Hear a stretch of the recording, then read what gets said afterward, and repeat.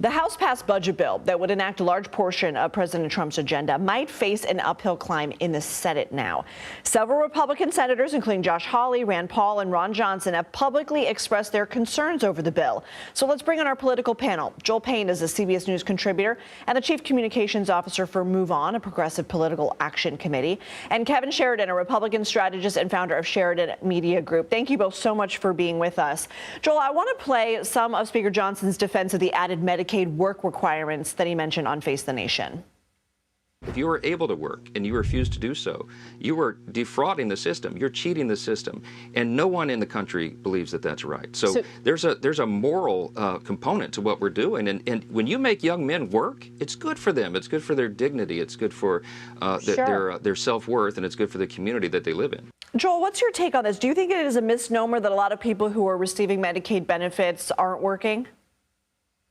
Yeah, I think it totally is. And I think it's a disingenuous argument from the speaker there. Look, in Arkansas, for example, they actually tried work requirements. And what they found is, guess what? People who needed health care through their Medicaid lost it because some of them, for whatever reason, it might be paperwork issues, it might be other logistical issues, weren't able to meet the work requirements, not because they didn't want to, but because the system didn't allow for them to. And so I think what it just comes down to is, what do Republicans want here? What they want is they want to take trillions of dollars that's supposed to be aimed towards poor and working class people for their health care and for making sure that they can have critical services, and they want to transfer it to the wealthy. That's it. They're using that money to pay for billionaire tax cuts for people who don't need them and who not necessarily all of them actually ask for them.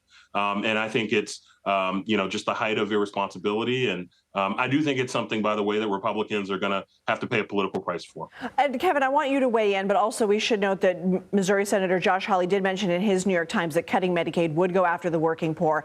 I want you to weigh in on that. And also the idea that many of the GOP senators we're talking about are saying this bill does nothing to reduce the national debt. Instead, it adds to it. Yeah, and you're going to get at least a handful of senators. It sounds like Senator Johnson from Wisconsin has the votes now to block the current package that the House passed and try to squeeze out some more savings out of that. It's only $1.5 trillion over 10 years, and there's some gimmicks in it. And a lot of Republicans are just saying that's not enough. We got to go back to pre-COVID level spendings. We got to, that will be the starting point of the negotiation, whether they get all the way there or not.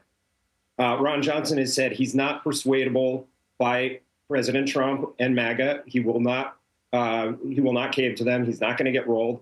And I believe him. He seems very committed to this. He's been committed to this his entire career, and he's willing to stake his career on it now. And it sounds like they've got the votes for it. What do you make of these GOP senators who are digging their heels in, and why does it seem that they have more political capital to spend when it comes against bucking President Trump?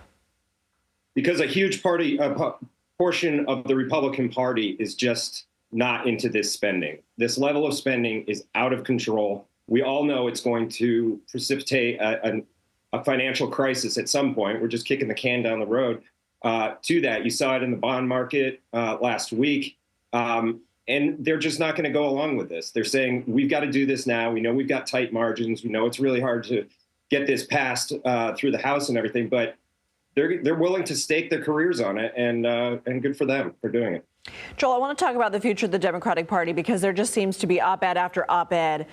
6 months later, Democrats still don't have a plan. And we have heard Speaker Emerita Nancy Pelosi say she thinks that former Chicago Mayor and Obama Chief of Staff Rahm Emanuel will run for president. He's been making the media rounds.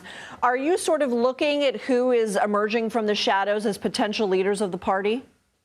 Yeah, I'll get to that in a second. One thing for our viewers, I'll make a little bit of a suggestion here. Buy the dip on Republicans actually going and being bold against Donald Trump, to the conversation you and Kevin were having about whether these Republican senators will actually stand up to Donald Trump. That has proven to be a bad bet over time. Yeah, okay. Kevin, happy Memorial Day to you too, brother.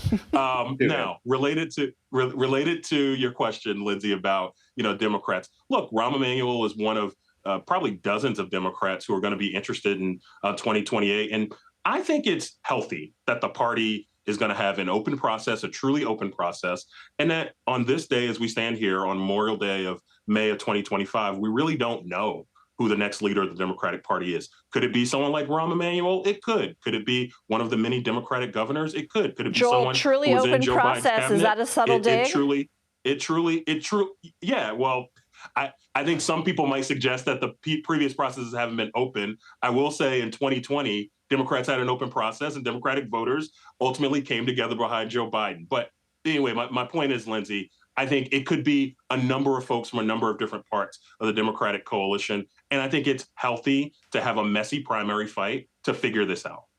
Kevin Sheridan and Joel Payne, that's all the time we have for today, but I do appreciate both of your takes and your respectful disagreement. Thank you both so much.